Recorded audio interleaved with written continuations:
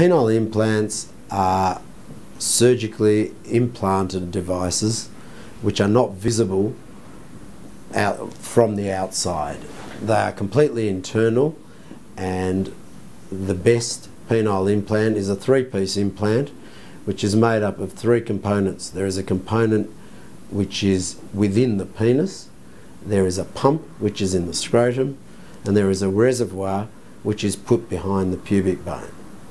When it's in its flaccid state, so that the patient does not have an erection, it is not visible, and the fluid that fills the implant sits in the reservoir behind the pubic bone. The patient cannot feel this fluid. When the patient wants to have an erection, he pushes on the pump, which sits in his scrotum, and the fluid moves from the reservoir behind the pubic bone into the cylinders within the penis, giving him a rigid erection. The one thing that's very important for patients to understand is that this is not a reversible process.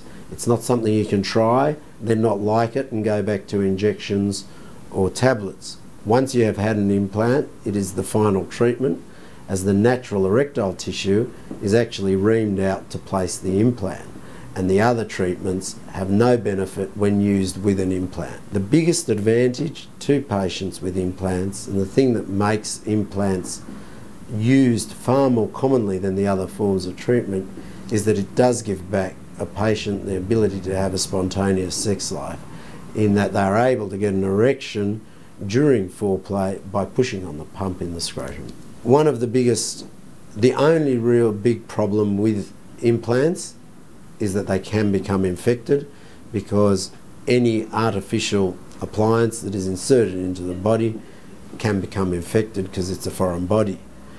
This risk of infection is really only a risk at the time of insertion, and we go to great lengths to decrease the wool infection risk at the time of implant.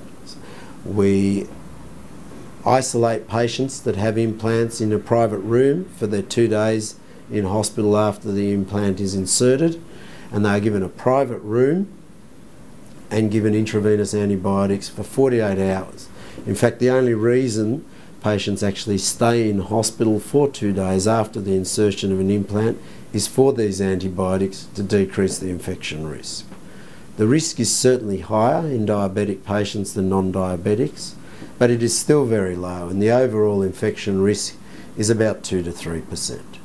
Unfortunately, infections are fairly catastrophic with implants and often require the implant to be removed. However, if the implant does need to be removed for infection, this does not mean that it can never be replaced. Usually we leave them out for a period of time, up to a few months, and then when the infection has settled, a new implant can be reinserted. The implant is placed in a procedure which usually takes about an hour and a half, requiring a general anaesthetic in the hospital, and the patient stays in hospital for 2 days on intravenous antibiotics.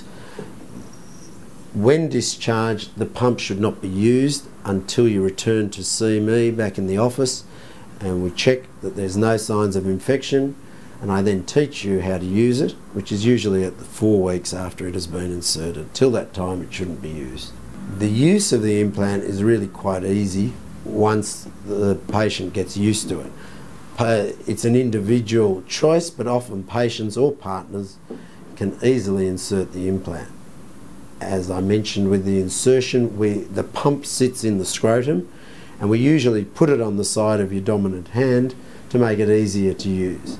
There is a small circular pump which is very easily squeezed between your thumb and your first finger, and usually 6 or 7 squeezes on this pump is all that's necessary to give you a rigid erection. The shaft of the penis will become extremely rigid.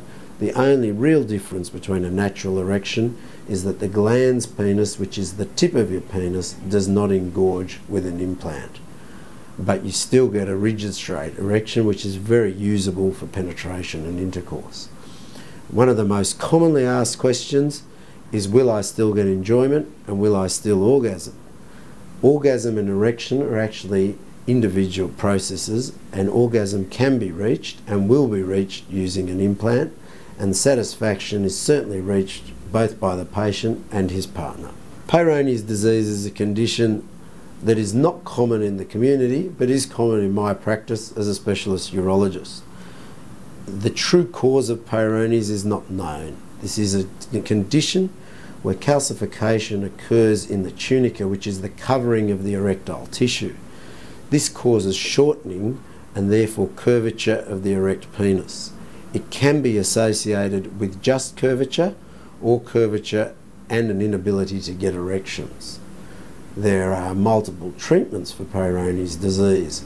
Usually, if the patient's still able to get a good erection, a straightening procedure is all that is required. However, if there is a great deal of curvature, straightening can lead to significant shortening, in which case grafting may be necessary. If grafting is necessary and patients already have trouble maintaining erections, unfortunately, this procedure can lead to erectile dysfunction, and one of the best ways to deal with this problem is to straighten the curvature and at the same time put in a penile implant, which can be moulded and used to help straighten the curvature in the erection. Erectile dysfunction is an extremely common condition. Men are very bad communicators, and historically women are great at talking about their problems and men like to keep things to themselves. This really is not necessary. There are a lot of treatments available for erectile dysfunction, and you need to speak to your GP to send you to a specialist urologist who has an interest in erectile dysfunction to discuss your options.